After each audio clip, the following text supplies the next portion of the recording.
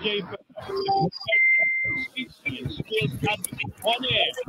All about safety is brought to you by JLF Projects International Inc. Experienced and skilled people handling your sensitive and expensive machinery. They do rigging, lifting, trading, and transport your equipment safe and economical. If you think safety is expensive, try an accident. Or you can call on them at j.ferrer@jlftransport.com.ph or 0917-862-4995. Hello, good afternoon once again. This is your Tito J and All About Safety on the 10th day, the second Saturday of the month, November 10. Marami pong salamat sa inyo at nandito kayo. We would have a good show today, no? Ang ating pong guest ating regular si Engineer Michael Argeles. Nandiyan na ba si Mike? Nabigyan nyo na ba ano? So, discussion po natin bakit kailangan ng HIRAC, ano? Sa mga safety officers po natin, bakit ba kailangan talaga ng HIRAC, no? Discuss. Si Brad Pitt, nandiyan na ba si Brad Pitt? Wala pa. So, i-ano natin, ano? Waiting pa raw siya. Kanina pa, waiting ako para pumasok, sabi ni Michael. Sir Michael, pasok ka na.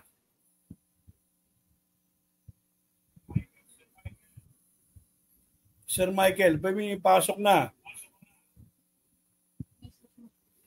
Okay. Maraming may birthday ngayon. Marami tayong generate ng mga may birthday ngayon. Sorry. Ito pa, yung mga comment. Wala pa tayong mga nagko-comment sa atin na Engineer JP Bata, nandiyan na ba kayo? Ano natin na si Kairo Adachi, no? Na nandiyan dyan sa safety engineer dyan sa LRT, no? Si Kairo Adachi. Mga nag-birthday kanina rin, maraming nag-birthday, no? Si Brad Pitt.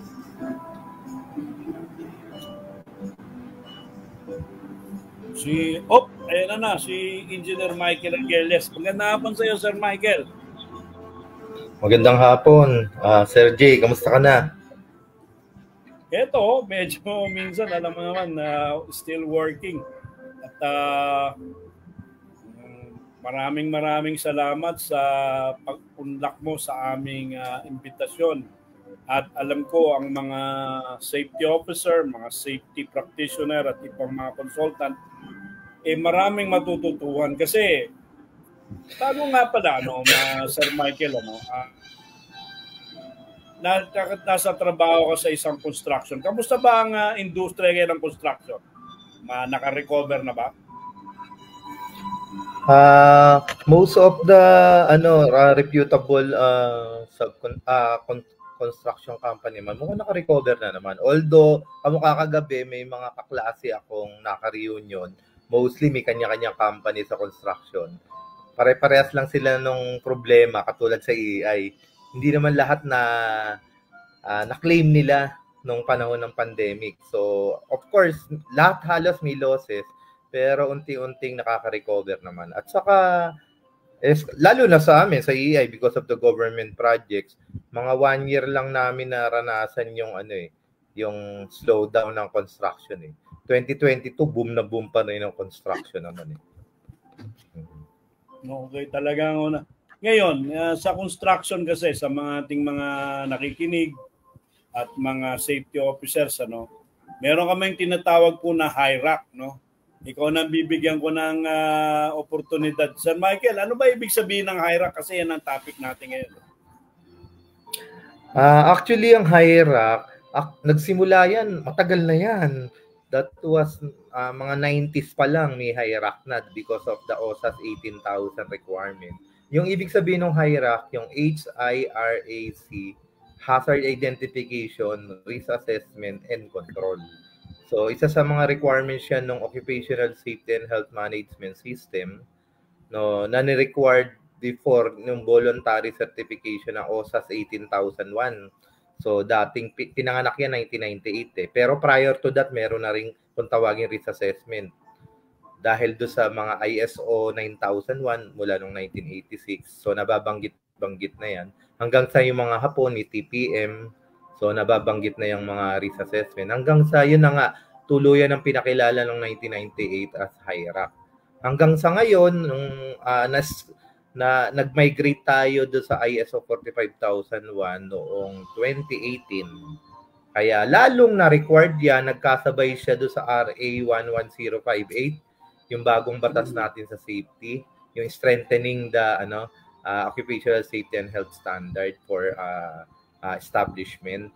So binanggit na yung HIRAC. Dati kasi hindi nababanggit doon sa OSH standard yung Yellow Book. Although syempre ina-associate namin kaming mga safety advocate, safety practitioner, yung hazard identification meron naman doon. Pero yung mismong HIRAC, yun rin lang yung tanong mo na HIRAC, binanggit na ngayon doon sa implementing rules and regulation ng ng RA 11058. Yun yung tinatawag natin DO 198. So yun binabanggit yun sa section 12. So part ng general safety and health program. So dapat may HIRAC yung bawat establishment. So ang kahalagahan nun yung mga yung controls ng hazard management, so nandun yun. Tapos yung information sa mga workers na kailangan alam nila kung ano yung hazards na sa pinagtatrabahuhan nila, ano rin yung mga safety measures. So doon galing lahat, punot dulo niyan HIRAC. So sa madaling salita, hindi bago yung HIRAC. Siguro yung HIRAC na word lang ay yung abbreviation. Pero matagal na panahon nang ginagamit. 90s pa lang nag-HIRAC na yung mga, lalong-lalo na yung mga multinational company dito sa Pilipinas. Okay. So sa mga kakatune lang, katulad nito nila Marvin at nila Cherry, nakadarating lang dito sa office. Ang guest natin is si Ginoong Michael Arguelles. Siya dating presidente ng Association of Safety Practitioners of the Philippines, ASPI. Siyang Vice President ng for Corporate Safety and Health ng EI Corporation. Siya rin ay isang DOLE consultant at isang civil engineer. Yan, mga Cherry, mga nandito sa yan si Ginoong Michael. So, in-explain niya na yung HIRAC, no? Yung hazard, identification, risk assessment, and control. Alamin mo muna yung kilalanin mo yung panganib, i-assess mo yung meaning ng assess sa Tagalog.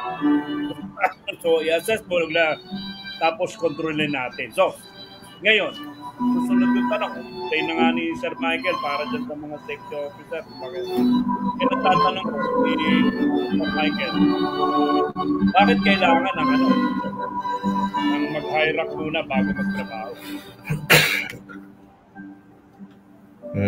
Actually, isa sa pinaka-importanting bagay na ginagawa bago magtrabaho is yung HIRAC. Ang HIRAC, marami mga nalilito yung bang nag-i-inspect kami tapos biglang nakakita kami ng hazards. So, hazard identification, yung part yun ng process ng HIRAC. Pero pagka yung isang buong proseso ng HIRAC, mahaba-haba yun. Kaya ginagawa yun bago magkaroon ng trabaho talaga. Kaya nilagay nga doon sa DO 198 yun kasi it's a proven tool. Tool po ito nung umpisa pa lang nung panahon pa ng mga TPM ng mga Japanese. Tool na ginagamit. So, ang ginagawa rito, nag-identify ng hazard, maaaring nag-i-inspect o kaya naman lalong-lalo na yung mga supervisor, foreman, kabisado na yung activity prior dun sa job execution.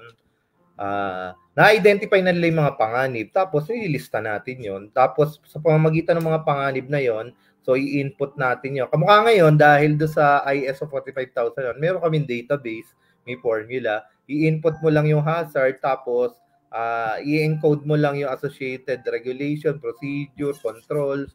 So titingnan mo kung tolerable or non-tolerable, likely cost, unlikely na mangyayari.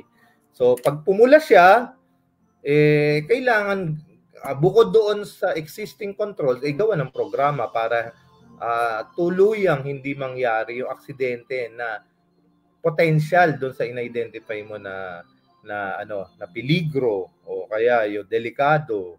So yun. Actually, yung HIRAC, kaya gustong-gusto ko yung nag-guess ako sa iyo, parang ito yung pinaka-advocate ko, parang volunteer tayo rito. Marami kasi nagkakamali, laging sinasabi, HIRAC, bahala ang safety dyan na. Kayo na bahala dyan na. Pero baliwala yun kapag ang tinutukoy natin for compliance lang pala. No, lalo na kung ino-audit. So, napipilitan mag-HIRAC yung mga company. Pero sa katunayan, ang main purpose ng HIRAC para masiguro na hindi mangyari yung aksidente na potential dun sa na-identify mo before. So, again, bago magtrabaho, nag-HIRAC. So, yung HIRAC po kasi, pag kami HIRAC ginagamit yan sa paggawa ng methodology ng bawat activity. So, hindi ina-identify yung hazard habang nagtatrabaho. Take note, ang HIRAC, it's a proven tool para sa proactive approach, no, ng ating workplace hazard. Proactive, ibig sabihin, bago mangyari aksidente, alam mo lahat ng associated hazard sa activity. Kaya ganoong ka-proven. Yes. Sorry. Kailangan aware ka dun sa mga bagay-bagay na yan. Pag hindi ka aware doon, wala. Hindi mo maano. So, ayan, coming from the expert himself sa isang vice presidente ng pinakamalaking construction company dito sa Pilipinas, ang EEI. So, yan, sa mga safety officer, no? Kailangan yung malaman ang inyong hazard identification. Sabi nga ni Engineer Arguelles, kailangan nyo ano ba yung ano dyan? Halimbawa, maski sa mga nasa TESDA, no?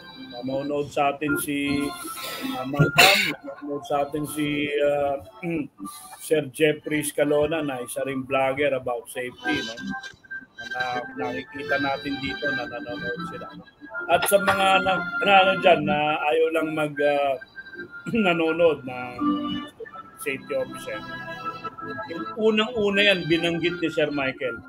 Ngayon kasi bago magtrabaho, mangungontrata ka, gagawa ka ng halimbawa files, so hinihingi pa ngayon ng kliyente mo, ano ba methodology mo? Mag-install ka ng ammonia tank, ano ba methodology mo? Maglalagay ka ng mga pundasyon, ano ba methodology nyo? Sa ating mga safety officer, kunin yung mga lapis o ballpen at papel, yan yung mga sinasabi ni Sir Michael bago magtrabaho. Yeah. Sir Michael, ano ba, bigyan mo naman ng, meron ba tayong slide ngayon na prepare mo? Para meron ba tayong sa dalawang slide o wala ba? Actually, wala naman ako masyadong slides, pero pwede ko sigurong pakita. Kaya lang, ang problema ko, hindi ko ma-share. So, hindi ko mapag-practice paano mag-share. Okay. So, wag na lang. I-discuss na lang natin. Bago lagi ako may slides. Oo. Actually, lagi ako may slides every time. Pasensya na kayo. Pero, ayan nga, igawin na lang natin by talkies to. Pero bago tayo mag-usap, ganap ng 1:20 ng tanghali, ang programang All About Safety ay dinadala sa inyo ng JLF Project International Inc., mga experienced riggers, lifting, crating at transport contractor. Kung kailangan nyo naman ganyang trabaho, meron kayong chiller na ipapanik sa ibabaw ng building, sa ilalim sa basement, transformer, generator, i-crate, i-export. Yan nga, kailangan nyo ng crane, forklift, boom truck. Tawagan nyo po ang JLF Project International Inc. sa 0917-8624995. So, sunod na tanong ko, Sir Michael, binanggit mo kanina, kailangan yan sa methodology. Paano yung mga safety officer na hindi nila masyadong kabisado yung, diba maraming safety officer, halimbawa, graduate sila ng ibang kurso, marketing, commerce, ngayon nalagay sila dyan sa EEI. tinitrain nyo ba sila para maging paano makagawa ng HIRAC? Sir Michael, mga bago nyong safety officer, tinitrain nyo ba para gumawa ng HIRAC? Ito, graduate sila nga ng ibang kurso. Natitrain nyo ba, Sir Michael?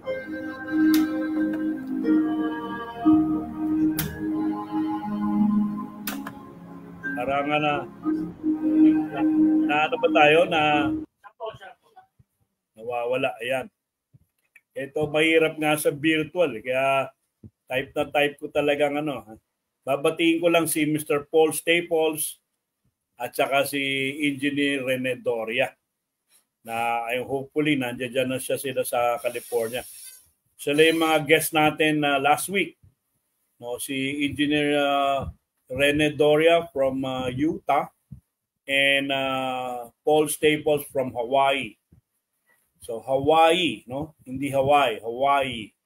Yan ang ang tamang pronunciation niya, no? Hawaii.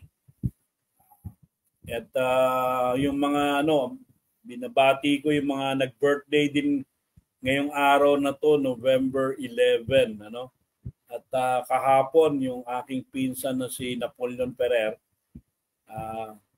maligayang kaarawan sa iyo. Noong November 9 si Isidro Balignasay, no? At yung mga upcoming diyan, yan na. Sir Michael, yes. Tayo. Ito nga lang talaga mahirap sa virtual, kaya minsan akala ko pumunta doon hindi siya reliable It depends talaga sa internet. Hindi katulad ng dati, kaya lang aalis tayo ng bahay natin ng alas 9 just to be at WBL Paragon Plaza at 9. Kasi pag malis tayo ng 9, 10, 11, 12, nandun tayo, maramang yan. Just in time for the 1 o'clock. So, tanong ko nga, Mario, yung mga bago ba kumuha ka ng bagong mga SO2, mga commerce graduate, tinitrain ba ng kumpanya ninyo, yung company, ang mga bagong safety officer para makagawa ng HIRAC? Actually, kahit hindi ka sa EEI, SO2 nabanggit mo, ang requirements dyan is yung 40 hours BOSH or COSH. Tinuturo naman yung HIRAC. Merong isang doon, day 2. Pag day 2, tinuturo half day HIRAC talaga. Although basic lang siya, so kailangan pa rin practicein pagdating dun sa mismong workplaces. Pero sa amin sa EEI, yung mga fresh graduate na tinetrain namin 6 months sa sa site. So yun, may bukod doon sa BOSH. So tinuturuan namin technical, part ng technical, kung tawag namin workshop. Nag-workshop siya buong araw ng HIRAC. Pero ang talagang matututo ayon sa experience ko, 25 years ago yung HIRAC nung natutunan ko, sa site talaga mas maganda. So yung kung ano yung ginagalawan mo sa site, so mag-identify ka doon, gamitin mo yung tool nung process ng HIRAC, hindi mo na makakalimutan ang paggawa ng HIRAC. Very basic. Very basic. So again, lahat ng safety officer tinuruan ng HIRAC. Kasi minsan sa post mabilisan lang yan yung araw. Merong merong learning module na yung mga estudyante gagawa kaya lang per group. Minsan naman halimbawa napasok ka sa isang let's say mining, no? Kung meron siyang iba-ibang risk, di ba? May risk din sa construction. Pero kaya nga dati yung kami, kaya ako naging safety officer kasi ando doon ako Isa ako sa mga foreman doon nung nasa oil and gas ako. Yun, alam ko na kasi yung gagawin namin. Organization namin, yung pagpili namin ng equipment, yung crane, alamin na namin yun. Bakit yun ang pinili namin na crane? Bakit ito yung crane operator namin? And so forth hanggang sa makuha namin. So, sir, sa inyo, sino ba talaga, para nakikinig uli natin, sino ba dapat ang gumawa ng HIRAC? Pero Kapag ang pinagbasihan natin yung standard, yun yung gusto kong itama. Ang hindi gumagawa ng HIRAC talaga, ideally hindi dapat si safety ang gumagawa ng HIRAC. Siya ang nagpa-facilitate ng HIRAC. Ang gumagawa ng HIRAC, yung nagtatrabaho. Ang lalong-lalo na highly advisable na gumawa ng HIRAC is yung supervisor. Siya ang namamahala, siya ang may responsibilidad sa kaligtasan ng tao niya. So, siya dapat ang may kabisado ng HIRAC. Kaya sa amin, sa EEI, ang unang-una namin tinuturuan ng HIRAC, bukod sa safety, yung safety nga, bago pumasok sa amin, sanay na dapat ng HIRAC. So, konting, refresher na lang. Pero yung supervisor, sila dapat ang gumagawa ng HIRAC. Kaya kami, every year, yearly, kahit may HIRAC yung bawat project site, meron kaming review, kung tawagin, review of HIRAC, para mapamiliarize sila talaga yung HIRAC. Sa amin, hanggang ngayon, na-experience ko pa rin yung problema na marunong nga silang mag-HIRAC, pero ang ginagawa nila for compliance. Pag may audit, alam nila yung papakita nilang HIRAC. Pero ang tunay na essence ng HIRAC nga po, bago gawin yung methodology, binasa mo yung buong HIRAC associated sa activity. No? Bago gawin yung methodology. Methodology, ginagawa yung bago magtrabaho sa site. So, actually, bago nga ma-award yung may methodology na kami sa yung project site. Hihingi yan. Yes. Kaya yun, importante yung HIRAC, bago gawin yung methodology, tapos na tapos yung HIRAC. Para lahat ng methodology mo, na-consider mo lahat yung hazard associated dun sa activity na gagawin mo. Kaya ang may full responsibility talaga sa paggawa ng HIRAC, to the story short, to answer your question, yung supervisor sana. Oo. And then of course, followed by workers. Yung workers kasi sa actual na tinuturuan o ano yung associated hazard do sa gagawin nila. Lalong-lalo na prior to application of work permit. Alam niyo naman siguro yung work permit. So yun, kaakibat nun, galing yun sa HIRAC. So ang masasama na lang doon yung actual inspection. So kaya nagja-job hazard analysis kasi yung HIRAC kasi medyo general yung mga hazard na na-identify doon Pero iba pa rin yung actual na gagawin na. No, gagawin na. Kaya nagja-job hazard analysis pa sila, supporting documents yun bago i-approve yung work permit system doon sa workplace. So again, yung HIRAC, napakaraming component ng HIRAC, pero yung basic na pinag-uusapan natin ngayon, yun yung ginagamit, no, bago gawin yung methodology. So ang responsibility talaga ng safety officer ideally mag-review nung HIRAC na ginawa noong grupo. Yes, a supervisor, foreman. Binanggit mo yan, may binanggit ka kanina may mga nakikinig ka sa atin, mga ibang tao din. Ano ba different nung risk assessment at yung job hazard analysis? Ano ang different yan, Engineer Michael? Ay, hindi. Kasi yung job hazard analysis, yan parang basic job steps lang yan. Tapos as per job steps, halimbawa, magpapalit ka ng gulong ng sasakyan. Palit ng gulong, yan. The sample lang, magpapalit ng gulong ng sasakyan para hindi technical. So, kukunin mo muna yung job steps niyan, kukunin mo yung spare tire tools, pagkatapos ilulusen mo yung lug nuts, and then i-jack mo. Pagkatapos mo i-jack, tatanggalin mo yung lug nut, tatanggalin mo yung gulong, ipapalit mo yung bagong spare tire, and then hihigpitan mo yung ng bahagya, tapos bababa mo yung jack, hihigpitan mo ng todo, yun na yun, tapos ibabalik mo yung tool. So yun yung basic job steps. So sa bawat job steps na yun, may mga hazard. So yun yung tinutukoy na kung saan maaaring, kung HIRAC yun, ang pagbabasihan natin, maaaring merong hindi nakita sa HIRAC, pero makikita sa job hazard analysis, sa JHA. Halimbawa, naabutan ka ng pagka-plat, inabutan ka ng plat doon sa expressway. Sa expressway, di ba malapit ka sa kalsada, baka madagit ka ng So, kinakailangan medyo maglagay ka ng barricade, ng ganyan. O kaya naman, weather condition, malakas ang ulan habang nagtatrabaho ka. So, wala sa HIRAC, pero doon sa actual meron. Magja-job hazard analysis ka doon. Makikita mo madulas ang daan, o kaya madilim, yung mga ganon. So, yun yung actual situation nakikita sa Kaya requirement pa rin yung job hazard analysis kasi doon sa bawat basic job steps, makikita mo yung associated hazard real time. Unlike do sa HIRAC, basic hazard na ginawa mo na kagad ng controls bago mo gawin. Halimbawa, nagbasa ka ng manual, ginawa ng HIRAC yun. Manual ng ng pagpapalit ng gulong, may manual. Ang pinagbasihan ng HIRAC kasi yung methodology ng pagpalit ng gulong based very general, pero yung mga basic hazard lang na kaakibat ng pagpapalit ng gulong.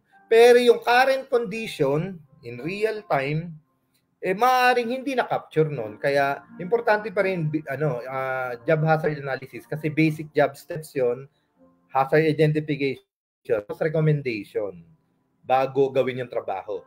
So ginagawa yun normally pinaka-late na 24 hours bago magtrabaho yung workers. Ginagawa yung basic yung job hazard analysis, JHA. Yes, yeah. By the way, Sir Michael, nasa labas si Brad Pitt, nag-text na siya, wala siyang wala siyang chance na makakuha ng internet o signal. He's not at this house. Kaya Brad Pitt, ako na magtatanong. Kasi baka ang EI daw, 50,000 empleyado o 10,000 kayong ready daw siya sa kung magkakanda kayo ng Christmas party. Kung sino daw ang gusto nyong imbitahin niya pa, medyo depende sa inyo, pwede siya at iba pang mga artista. Yan ang naman magpapasko tulungan na lang natin. Pero kulang kayo sa budget, okay lang. No? Ayan. Kasi ito yung trabaho ko para tulungan ng aking co-host na naman, maraming Christmas party. Nung minsan pumunta kami sa isang kampo ng mga sundalo, alam mo, nayanig yung mga general, yung mga American military attaché, I am not joking you kasi nayanig Sinabi ni Brad Pitt na kayong mga Amerikano, napakarami yung maling salita. Ganyan, di ba?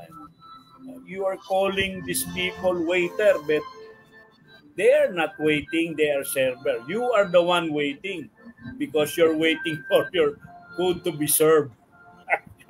Mga apartment, maraming bala yun Marami. Tawa ng tawa yung mga general kay Brad Pitt General, Coronel, mga Inaabot nga kami ng inaabot ng mahigit 1 oras yung show.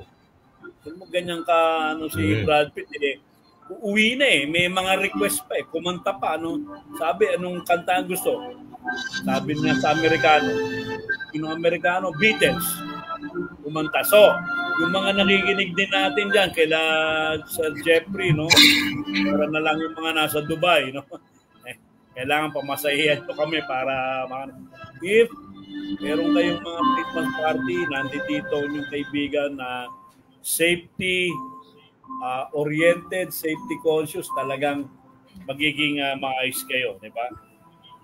Sabi inayin ko lang dito si Engineer JP Batan na nakikinig sa atin ito yung isa sa mga sundalo na turuan natin si Sergeant Bernie Gracia Turbina. Ang ating station manager nakikinig sa atin si Edsa Cirillo Junela, si Arman Purificacion Maulanin, at saka si Das Kerdelmi Badas, God bless po Ninong. Magandang hapon sa inyo para makikinig At of course si Sir Jeffrey Abu Escalona, salute daw sa atin. Sir Michael, yung doon tayo sa HIRAC, sabi mo nga, ang difference, mas comprehensive yung job hazard analysis. Kasi step by step, yung HIRAC na medyo generalized. Yung HIRAC na, nabanggit mo nga paano ba ginagawa yun? From your point of view. Kung susubukan ko lang mag-share ng slides. Sige, okay. Sige, subukan mo. Subukan ko lang. Kasi hindi ko nga mapag-practicean mag-share dito sa bagong anong to eh. Okay lang. Medyo minsan, habang yung mga nakikinig din sa atin, kung ma-share yan ni, biro nyo, nag-share sa inyo, Vice Presidente ng isa sa pinakamalaking construction. Maganda sana may slides eh. Oo. So anyway, kung hindi ko kaya i-share, so yun, yung hierarchy, ginagawa yan. So may activity and process yung bawat trabaho, lalo sa construction. No? So yung activity yung galing doon sa process. Halimbawa, ano yung mga process? Excavation, fabrication, rebar cutting, rebar installation, painting, etc. Napakadami, di ba? So, lahat yun, may proseso yun na ginagawa. So, bawat proseso may methodology yun. So, ngayon, bago gawin yung methodology, ginagawa na kagad namin ng mga hazard identification. So, doon sa hazard identification, may mga list of hazard. Kamukha sa amin, 1,000. So, 1,000 yung hazard na na-identify. Nasa database yun. Data bank ng EEI yun, So, 1,000 yun. So, yun, bawat isang yun, kukunin namin yun para doon sa isang proseso lang. Halimbawa, painting, so kukuha ng lahat ng hazard associated doon sa painting, nahandun lahat yun. So, i-encode namin yun. Meron kaming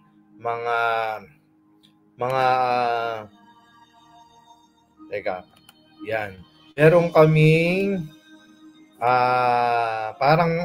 formula. No, Excel. Ngayon, iba na ngayon, modern na yun. Unlike dati, ang ginagawa namin, sinusulat namin sa papel lahat yon, naka-tabulate lang yon.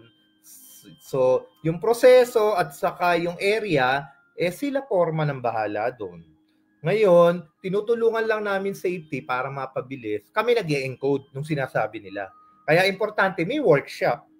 Hindi po pwede rin sana individual, kaya lang medyo time consuming. Pero kami, ang ginagawa namin, tatawagin namin lahat. Halimbawa, civil works.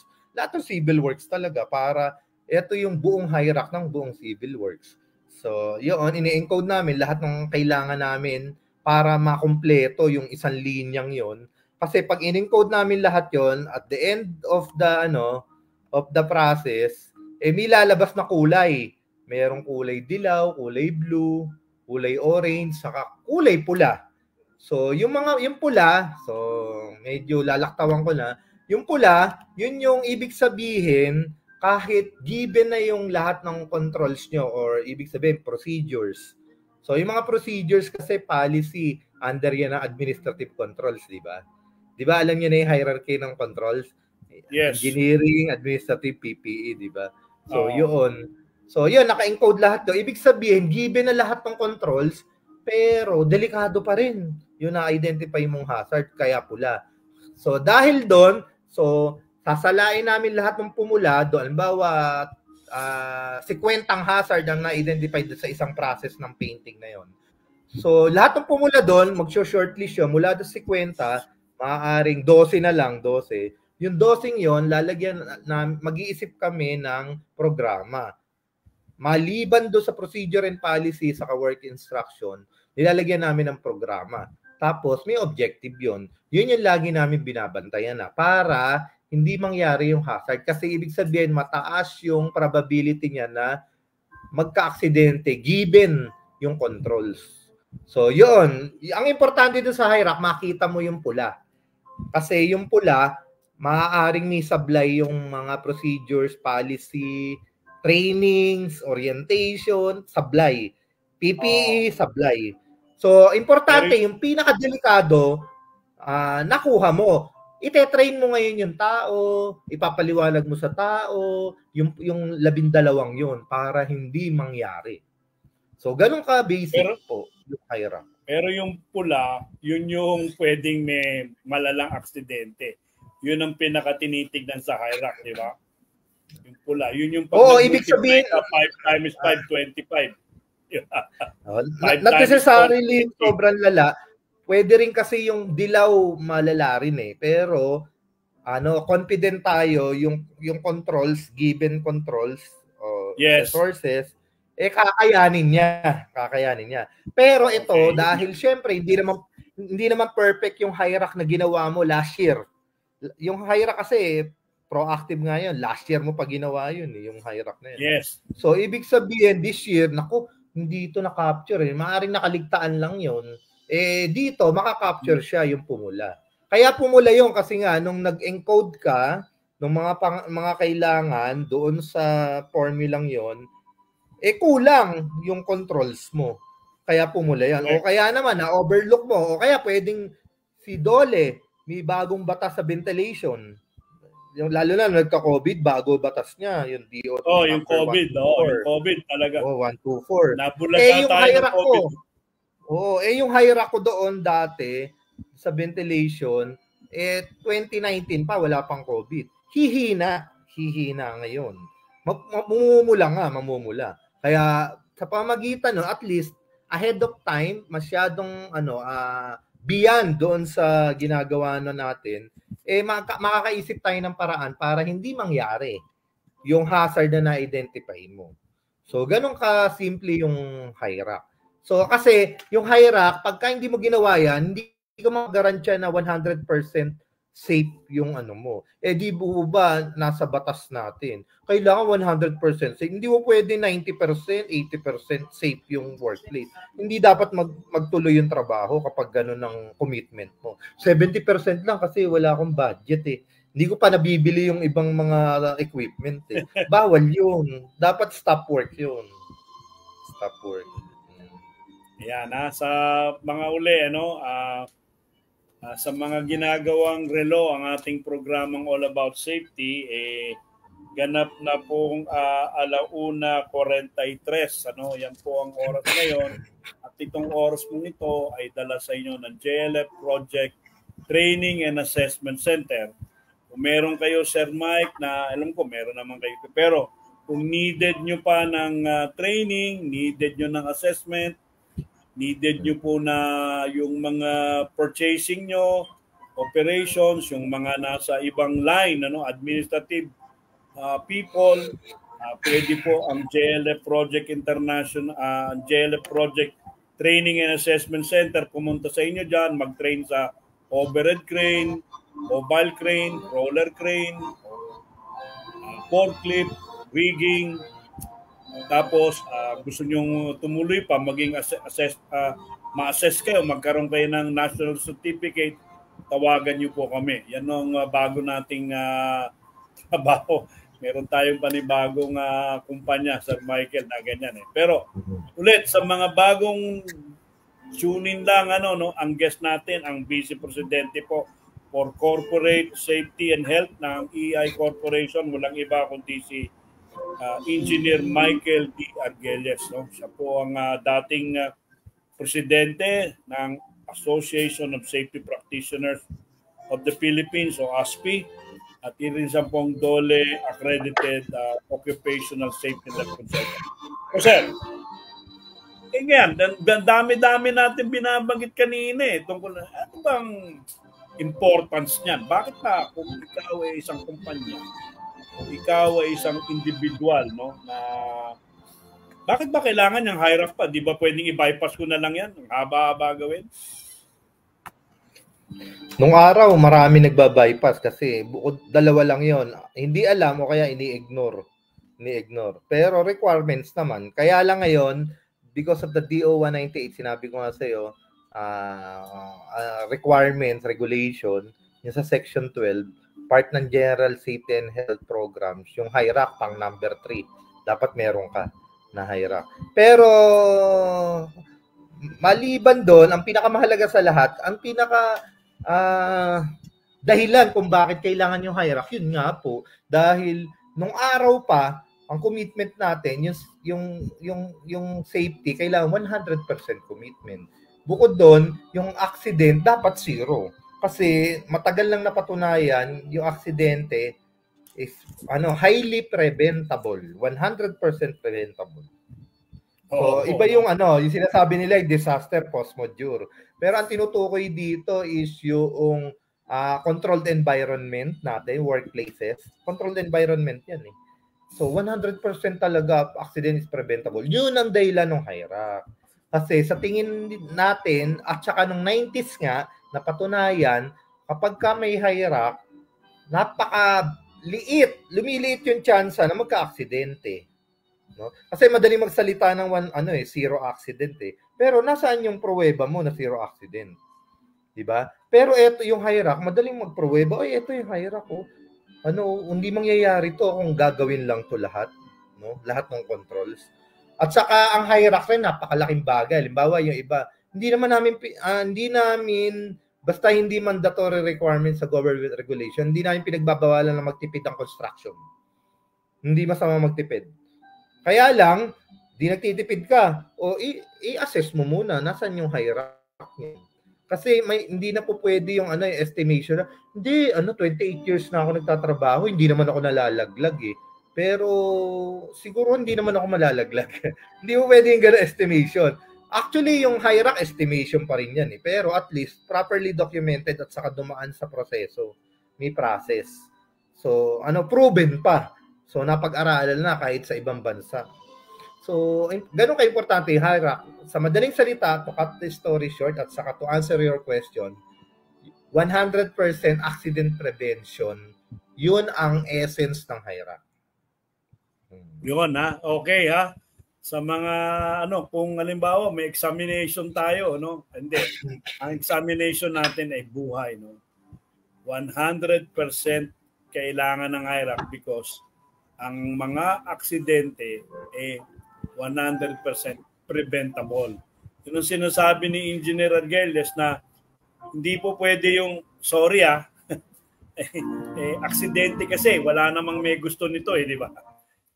Preventable po ang mga aksidente. Halimbawa nga, hindi mo chinek ang brake, pag-apak mo nawala ng brake, hindi mo chinek. May proseso ko sa yun pre-operation, dapat lahat ng mga equipment natin, i-check po natin. Yung mga scaffolding natin, i-check natin. Construction, ano pa ba mga chine-check?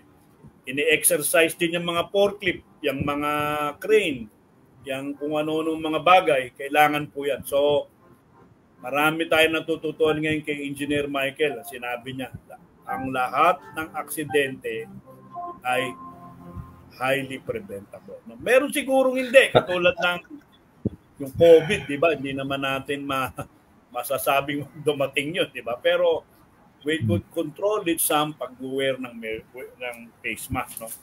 At ano pa ba? Sino ba yung mga may comment pa ba, Cherry? May mga nagko-comment ba sa atin na mamaya, Marvin, may mga question pa ba galing kay Sir Michael? Kung wala pang question, binanggit mo to kanina So, kung sinasabi mong importante yan at may sinasabi kang mga section kanina, so may batas palang kaakibat ang hierarch, Sir Michael. Tama ba? Base sa explanation. Matagal na. Matagal na. Nilinaw lang ng DO 198. Pero kahit sa OS standard, binabanggit yung mga hazard identification pero hindi yung mismo kasing hierarch na abbreviation Pero ngayon lang bilanggit yung hierarch na abbreviation doon sa DO 198. Matagal na pong pinanganak yung ating OS standard sa Pilipinas 1978. Pinanganak ang US OSHA 1965. So ibig sabihin 1965 pala may hazard identification na, may risk assessment na, may controls. Kaya lang 90s na binabanggit ko, mula nung nagka-OSAS 18,000, natuto yung mga company, lalo na yung multinational company, Japanese company. May mga hindi ko nga lang naipakita sa inyo dahil hindi ako marunong mag-share yung may database nga. I-encode mo lang yung mga kailangan, activity, trabaho, o gaano kadalas mangyayari sa isang linggo, sa isang buwan, sa isang taon. I-encode mo lang doon, kusa na, pupula ba siya, mag-aasul, magdidilaw, mag-o-orange. Yun. So, yun yung pinakamadali ngayon. 90s yun. 90s naman nagsimula yun. Pero yung hierarch mismo, yung konsepto ng hierarch, matagal na po talaga. Dito sa Pilipinas, ni-record yan, 1978 kung kailan ginawa yung OS standard. Hindi lang masyadong hina-highlight. Unlike ngayon, kapag wala kang hierarch, hindi ma-aprobahan yung safety program o wala kang building permit. Sa construction. Yan. Hindi kaya sinasabi niya nga, prerequisite, di ba? Prerequisite yan. No? At mga magbabalak na kumuha ng mga safety courses, magiging SO. Dati kasi walang SO1 eh. Nung ngayon, magsisimula ka sa training ng mga SO1 and then yung 5 days na SO2 sa mga non-construction yung boss at sa construction naman yung cost at sa higher may LCM, SPA, pagaling-galing hanggang kayo ay maging practitioner. And hopefully, maging practitioner na rin kayo katulad ni Engineer Michael Arquelles. Kung may tanong yata dito, kaling kay Chris Casisid. Good afternoon, Jay. HIRAC is part of planning. You fail to plan, you are planning to fail. Yun ang kanyang comment ni Engineer Chris Casisid ng mga sa abroad dito itong mga nakikinig sa atin. Sir Chris, hopefully kayo. Ang ating guest ngayon hindi lang gwapo, mayaman pa. Hindi lang mayaman, matalino pa. At nga pala, matanong ko para on the Lightstar side. Kayo ba, Sir Michael, bumabiyahe-biyahe pa ng inyong yung inyong Vespa scooter na ngayon very famous sa mga successful na mga tao? Nagmamaneho-maneho pa po kayo papunta kung saan-saan ng inyong Vespa scooter? Sa Vespa, bihira na. Siguro once a month. Pero every Sunday, nagra-ride ako big bike. Big bike. Mula nung nagka-pandemic. Mula nung pandemic. Hindi, matagal na ako nagbi-big bike, ilang taon na. Pero yung Vespa dati, madalas, sa sobrang busy, mga once a month, nagra-ride ako ng Vespa. Pero yung every Sunday, big bike. Kamukha kanina, bago ako tumuloy dito, bali, nag-ride ako sandali sa Petron. Nag-breakfast kami ng mga kasamahan natin, mga senior citizen doon. So, yun na ba yung hobby na bago? Ano bang gano'ng kalaki ba yung big bike mo sa Engineer Arquelles? Depende. Kamukha kanina, parang maiksi lang. 500cc yung dala ko. Pero pagka yung mga masarap kasi, komportable, mabigat, malaki, malaking cc. 1200 yung pinakamalaking na dala. Wow! 1200. Parang kotse na yun, 1,200cc. Speed and displacement kasi po ng makina sa hindi nakakin. Kasi halimbawa, may mga kotse 800cc nga lang, yung mga I think yung mga Wigo mga 800 lang yan pag nag 1,000cc ka parang kotse. May radiator na yun, di ba, Sir Michael? Yung yung malalaki Pero yung 500 wala, air-cooled siya. Actually yung 500cc ko yun vintage 1957. Yung 500, yung dala ko kanina, 1957.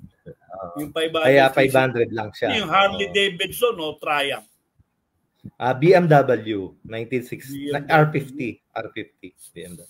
Pero lahat ng modern ko puro 1200, wala akong mas mababa sa 1200. Lahat puro 1200 Kaya magasarap maging kasama si Sir Michael pagka siguro fast life Ayan ang mga congratulations sa mga kasama mo di ba? At talagang pero may ko lang on the lighter side ulit bago ako magtanong ng isa pang safety question. Nagre-restore ka rin ba o yan ba yung hobby o negosyo mo na? Wala pa akong maalala. Never pa ako, kahit isang beses wala akong maalala na ginawa ko negosyo yung ni-restore ko tapos binenta mo? So far, hindi pa. Siguro, hindi ko naman sinatanggi. Baka pagdating ng araw, retire ko 70. Sana umabot ako 70. Baka ibenta ko rin. Hindi rin mahilig kasi anak ko Magtitira lang ako ng paborito ko.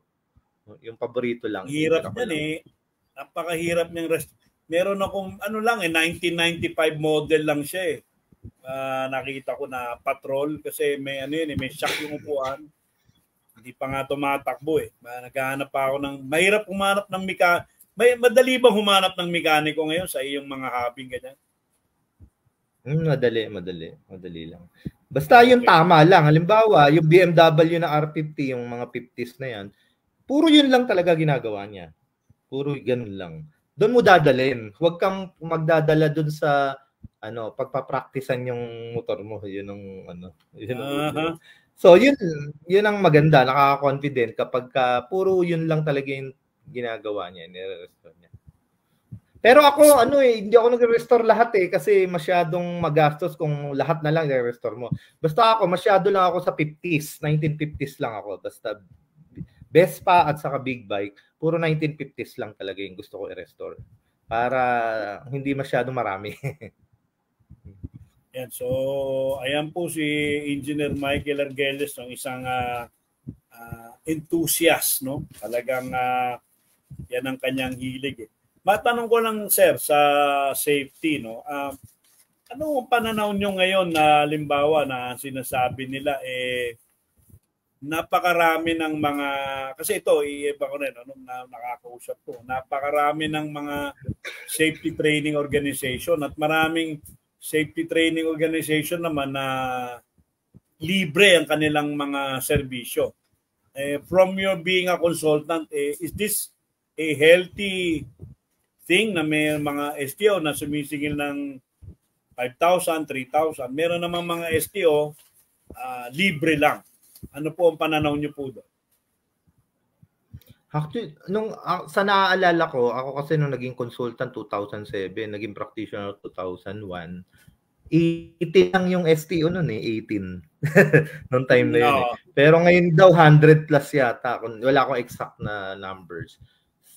Ang pananaw ko diyan, sana magkaroon din ng provision din yung DOLE kung sino man yung nag-a-approve ng yung accreditation ng STO. Dati kasi meron kaming ganun yung bagong STO provisionary ka ng 6 months. Talagang may nag-o-observe na taga-DOLE tapos tinitingnan yung quality ng training. So yun yung nakikita kong weakness ngayon lalo na nung ngayong online, basta lang magka-certificate kasi even before nung kapanahunan ko, meron ding talagang safety officer na gusto lang certificate. Pero kokonti yung safety officer na gusto niya matuto. Yung mga ganong thinking, ang hinahanap ng quality STO. Di ba? So ngayon nga bumaba pa. Yes. Hindi mo na itatanong Sir Jay nung kapanahon ako 2001, ang isang Bosch 25,000 pesos. Ang laki ng binaba ngayon ng 3,000 na nga ngayon 3,000 na lang. Ng Bosch ngayon. Kaya ganun. So wala naman ako doon, hindi ako against doon sa mababa 3,000, 5,000. Okay lang 'yun. Mabuti nga 'yan at makakatulong lalo na yung small enterprise na SO1, SO2, mga nagsisimula yan, syempre gusto niya magka-career. Hindi ako laban doon. Ang tinutukoy ko lang yung quality talaga. Parang nawala ngayon. Dati kasi talaga merong ganon. Yung within 6 months na yan, may nag-o-observe sa kanya para ma-maintain yung quality. At saka, unti mo yung mga training room, training facilities, yung mga materials, tinitingnan. Ngayon parang walang ganon. Kung sino na lang ang basta makapagpasa ng requirements tapos i-evaluate sa opisina, pero yung actual talaga hindi ko malaman kung talaga nakikita niya yung tunay na ginagawa ng isang STO yun. Pero hindi naman masama yung maraming STO kasi maganda nga yan para yung iba hindi naluluwas. Nung araw talaga nung 2001 yung taga Cebu papupunta pa ng Manila. Pero ngayon, mas maganda yan. Kahit dumoble pa nga yung STO, maganda para sa akin yan.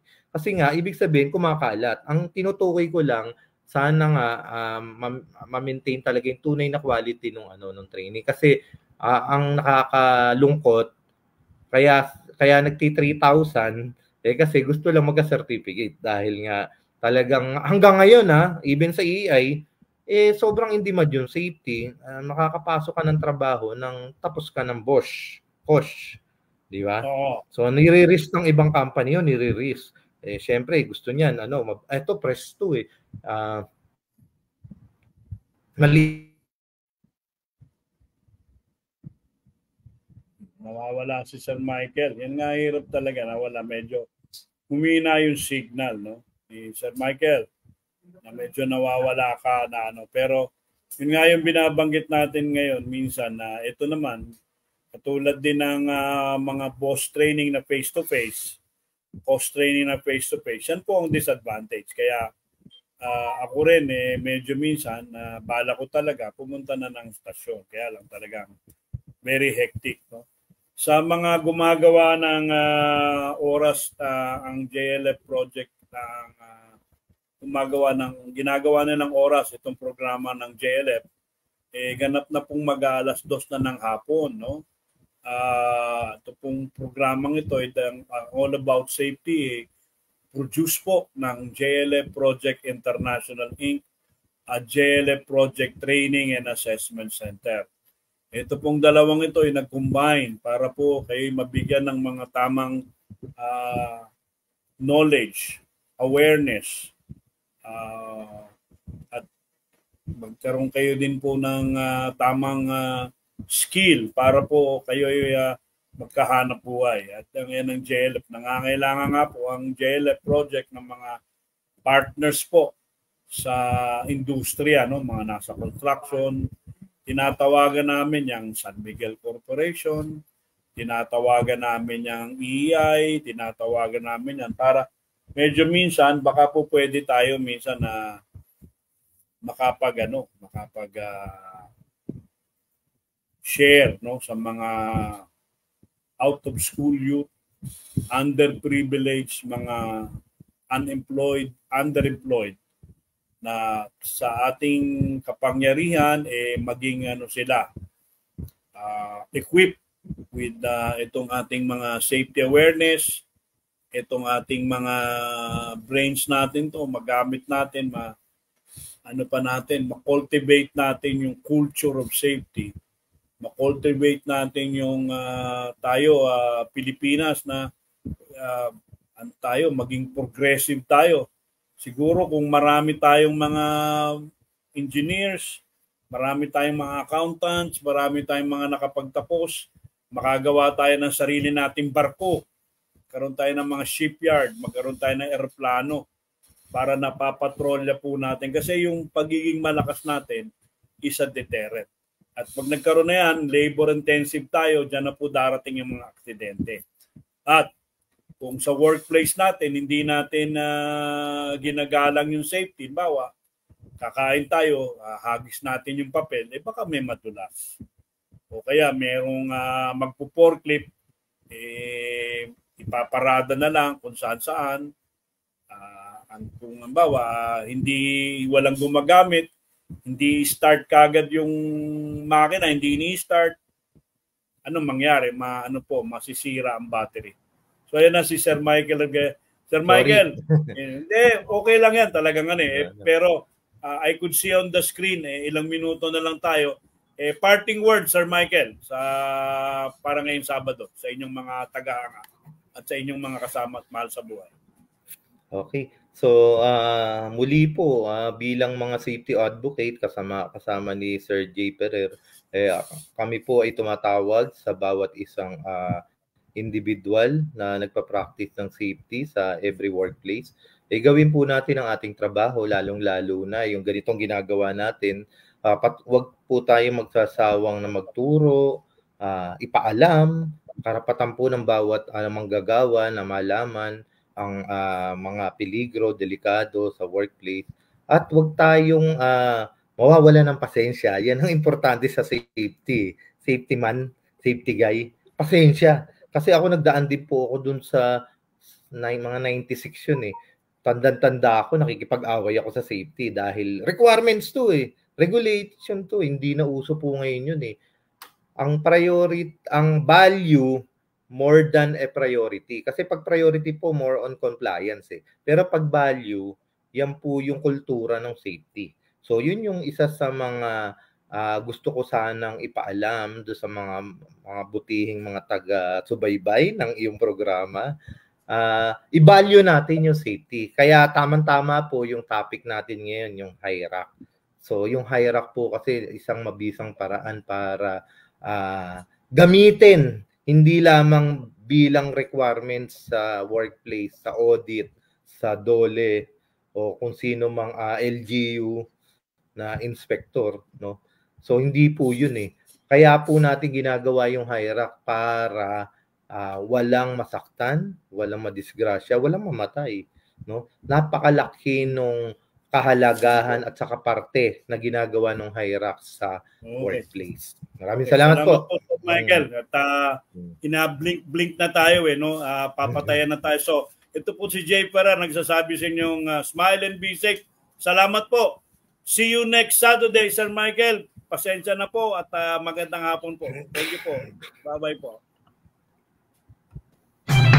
Mula sa top-rated music station ng dekada 80, ang WBL.